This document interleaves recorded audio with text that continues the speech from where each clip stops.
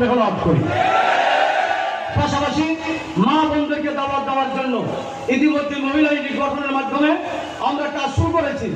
আমরা ওয়ার্ড ভিত্তিক, গ্রাম ভিত্তিক, মহল্লা ভিত্তিক মহিলা ইউনিটের মাধ্যমে আমরা মহিলা তালিম দিয়ে মা বোনদেরকে আমরা ইসলামের দিকে ধাবিত করার চেষ্টা করব।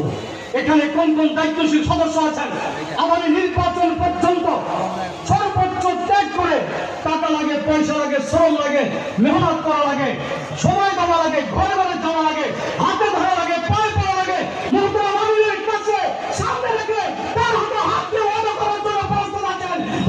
জীবন লাগে, জীবন লাগে। আমি শেষ করছি।